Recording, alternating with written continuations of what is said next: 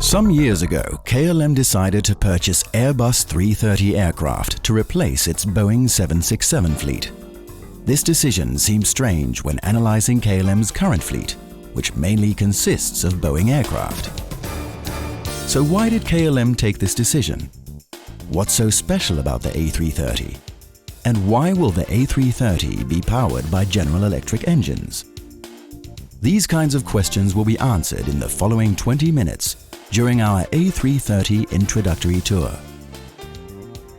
This film includes 5 different parts.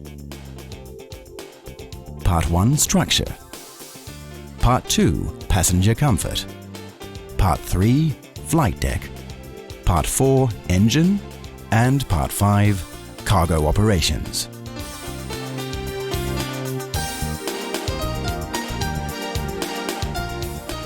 Our tour starts with a short stop at the Operations Control Center, the heart of KLM operations in which all activities of the KLM fleet are monitored worldwide 24 hours a day, 7 days a week. One of the key players in the Operations Control Center is Fleet Services, the linking pin between operations and maintenance. I'm René Kalman. I'm the head of Fleet Services, and one of the projects that we currently manage is the introduction of the A330 in the fleet of KLM. Why did KLM buy the A330? Well, first of all, when you buy a new airplane, the payload range combination is very important. How much payload, how many passengers, and how many tons of cargo can you transport over what distance? This is very important in view of the network, and it's the first selection criterion.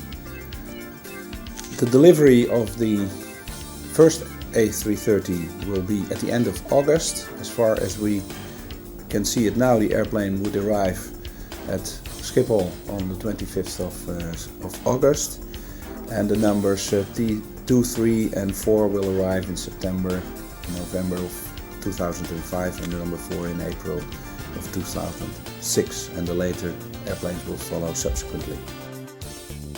The A330 is designed and manufactured by Airbus, world leader in aircraft manufacturing and main competitor of the Boeing company. With its main production facilities in Toulouse, Airbus strives to incorporate new materials in its aircraft in order to enhance the overall performance. Technological breakthroughs have resulted in the establishment of low-resistance design and the development of the so-called composite materials. Hans Poelgeest, A330 project engineer of the engineering department, tells us how the low aerodynamic resistance, otherwise known as drag, is established. Each new aircraft you try to develop as smooth as possible to make sure that you have the least drag. What Airbus has done is quite interesting. They have developed a system where the center of gravity of the aircraft is maintained at an ideal position, and they do that by using fuel which is transported to the tail tank, and during flight they constantly move the fuel to a position where the center of gravity is at the ideal position, and this saves a lot of drag. In their continuous pursuit of design improvement, Airbus has also expanded the areas in which composites have been applied. Hans Poelgeest explains the advantages of composites. The use of composites is that composite material is not prone to fatigue or corrosion. It's lighter in weight. The problem is that it's more difficult to construct. So it will cost more to have something of composite material. On the A330, the following major items are made out of composite materials: the engine cowling, the aerodynamic fairing between the wing root and the fuselage, the so-called belly fairing skin, the upper and lower leading and trailing edge panels of the flight controls and their moving surfaces, the winglet and wingtip trailing edge,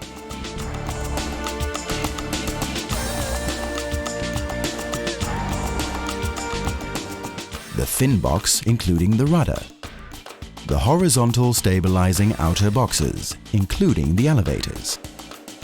And something remarkable, a completely new technology has resulted in the application of composites in two uncommon areas, the pressure bulkhead and the support struts for the passenger floor. The aircraft itself, it has a large wing, 16 meters wide, tail is about 17 meters high, 58 meters long, total aircraft. There are 10 wheels to put it on the runway, 2 on the nose and the rest of course on the main trucks. It can take approximately 140,000 liters, which makes it a long-range aircraft. The maximum takeoff weight of the A330 is 233,000 kilograms, which is 50 tons more than the 767, so that's quite a comparison. We have now seen the structural innovations. Let's see what's new in the cabin.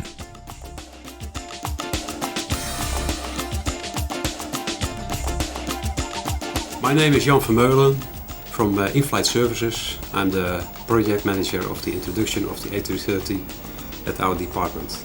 The role of In-Flight Services with the introduction of the A330 is to make a cabin which is workable for the cabin crew, and with that to give the best service to the passengers. The number of passengers on this aircraft is 251. It's 30 business class passengers and 221 in the economy class. The seats in the economy class and the business class are the same as on the 777. However, there is a huge difference in seat configuration. A philosophy of Airbus is to avoid a triple seat configuration. After all, would you choose a middle seat? The IATA Corporate Air Travel Survey 2002 shows that 0% of the passengers want to sit in the middle. 97% of the passengers prefer an aisle or window seat. This is why Airbus has opted for even seat combinations. The interior of the A330 is available in many standard configurations. For example, the 3-class long-range 253 seats, the 2-class medium-range 293 seats, the single-class 343 seats, and a single-class high-density with 380 seats. In addition to the standard cabin configurations, Airbus also offers customized programs. KLM has chosen such a program in which the cabin appears as shown here.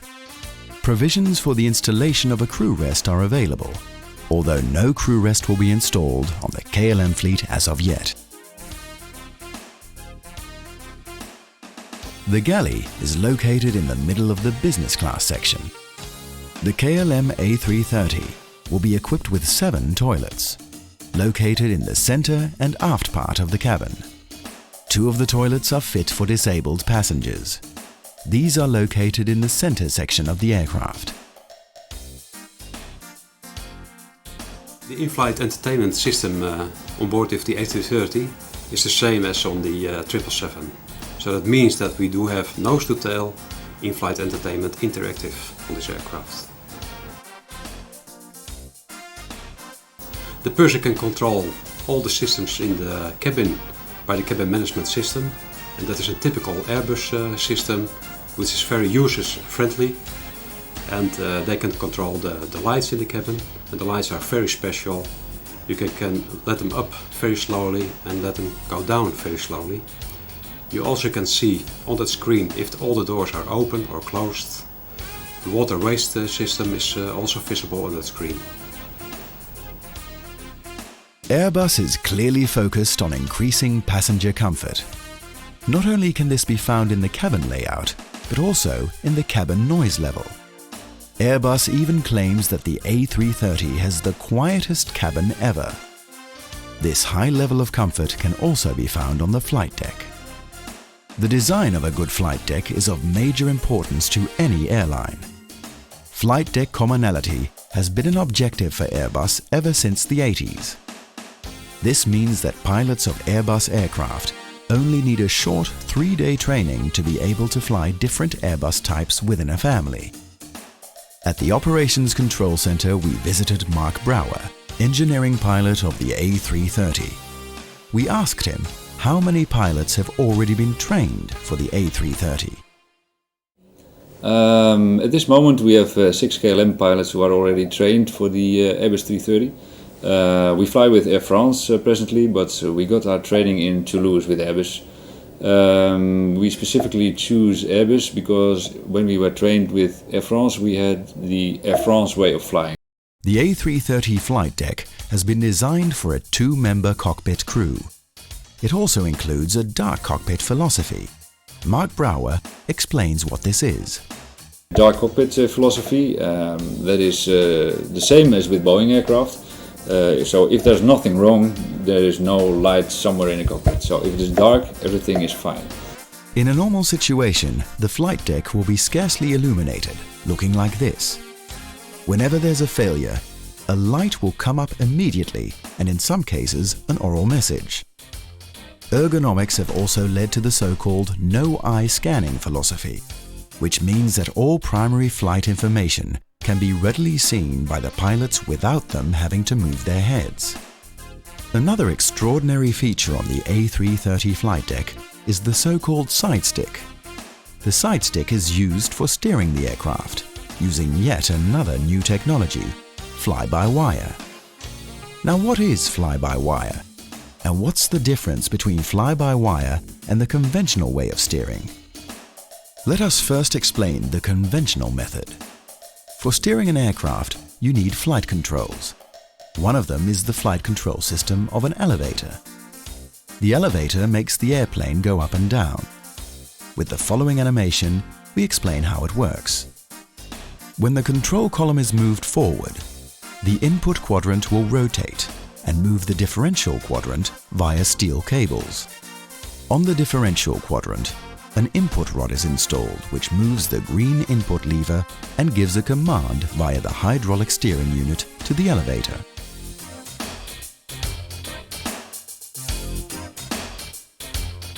Now let's see how the fly-by-wire system works. Again, we want to move the elevator. The fly-by-wire system of the Airbus uses computers to move the flight controls. This time, the input is given by the side stick. The output of the side stick is transmitted to a computer through electrical signals. As a result, the computer commands the hydraulic steering unit. The steering unit controls the elevator. No steel cables are involved. Imagine the reduction in weight. The new aircraft position is measured by sensors called aircraft response. The aircraft response signal is used to maintain the new position and to operate the aircraft within safe limits.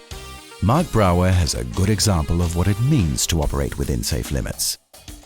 If you want to avoid a mountain, let's say, which is one of the worst cases that could happen in aviation, if you pull the side stick fully in a normal aircraft, you will eventually stall the aircraft. The nose will go down, the aircraft will descend, you will hit the mountain. In an Airbus aircraft, if you pull the side stick fully aft, it will have the exact maximum of the lift to weight ratio, or the lift to drag ratio, I should say. So you have maximum climb performance to clear the mountain, which is more safe, of course. Another safety item on this aircraft is the ram air turbine, RAT, located in the right-hand wing in the flap track fairing number 4. In case of an emergency, the RAT delivers hydraulic power instantaneously, which ensures the controllability of the aircraft and makes a safe landing possible. We conclude the long list of A330 features with one that KLM specifically requested, the electronic flight bag. No other airline has this system in an Airbus plane yet. The electronic flight bag removes all paperwork from the flight deck. The pilot manuals are now digital, and they are displayed via a screen in the flight deck. Mark Brouwer tells us more about it. We intend to operate the Airbus with an electronic flight deck. It's not new. The 777 has an electronic flight deck as well. The system is designed a little bit different in the Airbus because the system is connected to the FlySmart system. FlySmart is a network which is on board of the aircraft. It's in the whole aircraft. So also the purser panel is connected to it. There are several outlets in the aircraft connected to this network, which has the advantage that the ground engineer can take his own laptop, connect it to the onboard network, and retrieve all relevant data from the maintenance computers or whatever.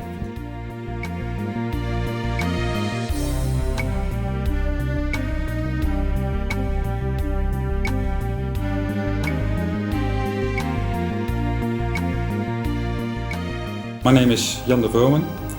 I'm working for Engine Services in engineering and maintenance of KLM. My function is Program Manager CF6 ADC2, and I will be responsible for the maintenance program of the engine that will be flying on the A330 aircraft, which is the ADE1 engine. As Jan de Vromen mentioned, the KLM A330 will be powered by General Electric engines. There are more suitable types of engines for this airplane, like Rolls-Royce or Pratt & Whitney, but Jan de Vromen explains why KLM chose the GE CF6 ATE1. The ADE engine is an engine that is specially designed for the operation for the A330. It's in general, it's an engine that's in design is very similar to the CF6 ADC2 engine that we're already operating under the 747, the 767 and the MD-11. But this engine has more thrust. It has a thrust of 72,000 pounds, which is needed for this aircraft. Of course, there are also other engines that can be operating under this aircraft. For instance, our partner Northwest is flying a Pratt & Whitney engine. In this case, for KLM, it was a logical choice to choose for the GE engine because that fits in the product line of the shop. On the other hand, of course, there has been made a comparison mainly on life cycle cost made before this engine was chosen. Let's see what this engine is capable of. To clarify this, we have some everyday examples for you. The power of the engine is comparable to 400 car engines. The amount of fuel that one engine consumes is approximately 3.5 liters per second during takeoff. The amount of air that flows through the engine during takeoff has the volume of 2.5 average houses per second. The maximum speed of the A330 with GE CF6 ATE1 engines is 833 km cruise speed per hour. The altitude is approximately 41,000 feet, which is the same as 12 kilometers. And the maximum range of a fully loaded A330 is 12,500 kilometers.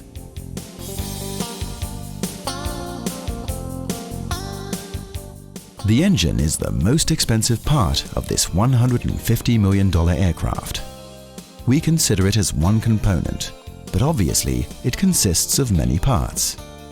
And roughly an ADE1 bare engine costs about $14 million, and on top of that you need some external parts and interfaces, which adds another over $2 million. In total, roughly $16 million. It's worth one engine. For the last part of our presentation, we go on to the cargo department. Rick van der Pluim, Project Manager Network Planning KLM Cargo, tells us what the introduction of the A330 means for his organization. Introduction of the A330 means that we have a standard product now throughout our network with pallets and containers.